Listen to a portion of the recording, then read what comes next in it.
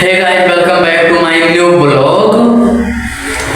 तो आज हम इस ब्लॉग को अपने रूम से शुरू कर रहे हैं, जहाँ पर हम बैठकर पढ़ाई वगैरह करते हैं। तो आज का ब्लॉग काफ़ी इंटरेस्टेड होने वाला है, जो कि आज हम बात करने वाले हैं कि हमारे देश में महंगाई क्यों बढ़ रही है और सभी चीज़ें क्यों हाई लेवल पर जा रही हैं, वो भी महंगाई में।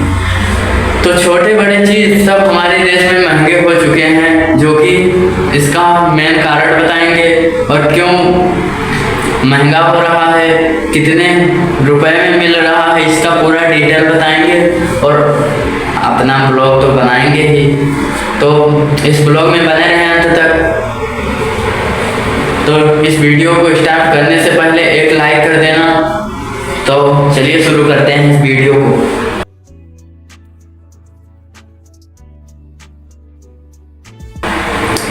तो सबसे पहले हम आप लोगों को बता दें कि हमारे देश में महंगाई इसलिए ज़्यादा बढ़ रही है क्योंकि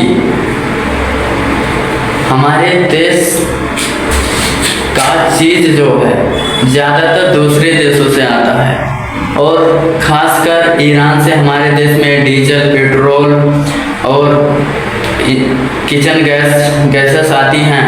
तो इजराइल, अमेरिका और ईरान युद्ध के बीच में कुछ दिन युद्ध चल रहा था, तब तो कुछ नहीं बंद हुआ, लेकिन जब अचानक से पाकिस्तान और अफगानिस्तान का हमला होने लगा तो ईरान ने हमारे यहाँ आने वाली डीजल, पेट्रोल जैसी चीज़ों को बंद कर दिया ईरान के द्वारा, जो कि बड़ा ही कष्टदायक बना। तो इसी कारण है कि हमारे देश में पेट्रोल और डीजल का दाम कुछ थोड़ा बढ़ गया है, लेकिन अभी बढ़ा नहीं है क्योंकि हमारे देश में तेल हैं पर्याप्त, लेकिन ज़्यादा पर्याप्त मात्रा में नहीं है। फिर भी हमारा देश कभी हाथ थोड़ी मानने वाला है, क्योंकि अब हमारा देश जो है रूस से तेल खरीद रहा है और वो भी थोड़ा महंगा देता है, लेकिन क्या करें, मजबूरी है ना। और हमारे देश में जो गैस, रसोई घर की गैस जो है वो इसलिए महंगी हुई है क्योंकि वह अभी ईरान से आती थी और जब उस पर हमला कर दिया गया तो वहाँ पर गैसें कुछ ख़त्म हो गई और अब हमारे देश में जो बचे हैं गैसें, उन्हें काफ़ी ज़्यादा महंगे दामों में बेचा जा रहा है। जैसे कि 200 रुपये किलो के हिसाब से बेच रहे हैं, यानी 5 किलो के बॉटल को आप उसे लेने जाएंगे तो 1000 का पड़ जाएगा, 1200 का। और वहीं 14.5 kg का गैस अगर आपको लेना है तो उसमें 3000 लग जाएंगे। तो इसी कारण है कि हमारे देश में गैसों की काफ़ी कष्ट हो रही है। तमाम माताओं बहनों, भाइयों बहनों जो बाहर कमा रहे हैं तो उनके लिए कष्ट हो रहा है, और जिनके पास लकड़ी नहीं है पर्याप्त, उनको तो गैस ही भराना पड़ता है ना। और हम एक बात जरूर बताना चाहेंगे कि इस जीवन में एक ही जिंदगी मिली है तो इसको आराम से जियो ना।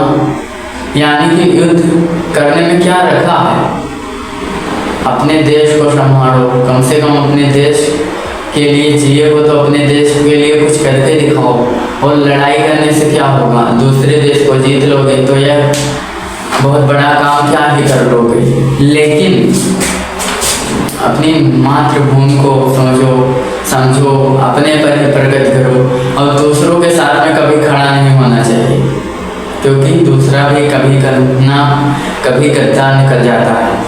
भाई अपने फैमिली के अलावा किसी के साथ भरोसा नहीं करना चाहिए और ना ही किसी का साथ देना चाहिए, अपने फैमिली वालों को और दोस्तों को छोड़कर। जैसे कि आप एक देश से मित्रता कर लिए तो उनके लिए कुर्बानी ना दे दो कि अपनी पूरी धन संपत्ति को हम बिगाड़ दें और उस देश के लिए उस देश से लड़ाई करें। तो जैसा कि आपने बहुत सारे न्यूज़ सुने होंगे कि ईरान ने फैंक फाइटर जेट का स्केच बनवाकर और अमेरिका के लाखों धन को नष्ट करवा दिया। तो यह बिल्कुल सही न्यूज़ है, क्योंकि ईरान दिमाग से युद्ध कर रहा है, ना कि उसके पास पैसे कम हैं। उसके पास पैसे कम हैं क्योंकि वहाँ पर गरीबी ज़्यादा है और महंगाई ज़्यादा है। तो इसी कारण है कि वह कुछ अपने देसी जुगाड़ को इस्तेमाल करता है और थोड़ा दिमाग से सोच करके युद्ध लड़ाई लड़ता है। तो यही कारण है कि युद्ध ना करें तो ठीक है, क्योंकि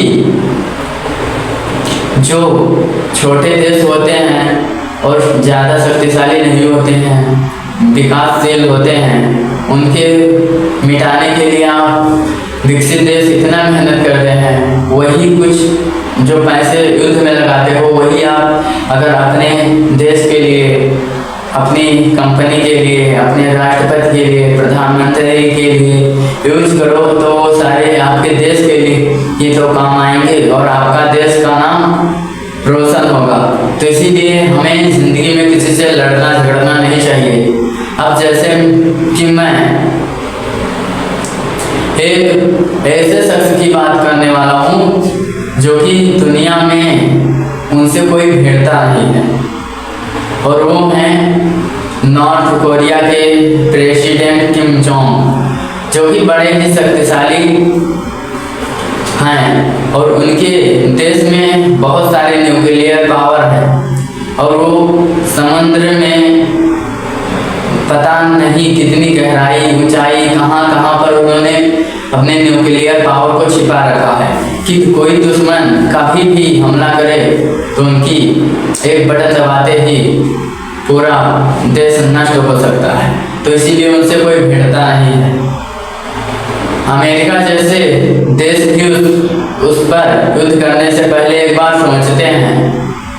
तो यही कारण है कि वह लड़ाई किसी से नहीं करता। उसका मन करता है पर उसके दुश्मन नहीं है, सभी मित्र हैं, क्योंकि वह एक पावर शक्तिशाली है। तो इसीलिए हम बता रहे हैं कि जीवन में कभी लड़िए मत, अपने आप को एकदम शक्तिशाली मजबूत बना कर दिखाइए। आप जब मजबूत दिखा देंगे बन के या विकसित हो बन जाएंगे एकदम पावरफुल, तो कोई भी बंदा आपसे लड़ने से पहले 2-4 शब्द सोचेगा कि काश हमारा देश मिट न जाए। तो यही कारण है मेरा तो सीधा सा कहना है इस ब्लॉग में कि कभी किसी से युद्ध मत लड़िए और इन फेक न्यूज़ चैनलों पर भी विश्वास न करें, क्योंकि ये अफवाह फैलाते रहते हैं। जैसे कि एक न्यूज़ आया था अभी हमारे पास, जो कि इसमें बताया गया था कि ईरान ने हमला किया और दुबई का बुर्ज खलीफा को ख़त्म कर दिया। और एक दूसरी फेक न्यूज़ आई थी जिसमें बोल रहे थे कि दुबई का बुर्ज खलीफा हेलीकॉप्टरों से उठाकर भारत में शिफ्ट किया जाएगा। तो क्या ऐसा हो सकता है? नहीं ना। तो ऐसे न्यूज़ चैनलों पर कभी भी भरोसा ना करें, मेरा यही है। और हम जो बनाते हैं ये हमारा डेली रूटीन ब्लॉग रहता है और एकदम ट्रस्टेड। तो आज के इस वीडियो को हम यहीं पर एंड करते हैं और अब हम पढ़ाई करने वाले हैं और अपने गेमिंग वीडियो बनाने वाले हैं और एडिटिंग करने वाले हैं। तो आज के इस ब्लॉग यहीं पर एंड करते हैं। इस ब्लॉग को देखने के लिए thank you so for watching. And यह वीडियो पसंद आई हो तो लाइक कर देना और चैनल पर नए आए हो तो सब्सक्राइब कर देना। मिलते हैं नेक्स्ट वीडियो में, तब तक के लिए thank you so for watching. Bye.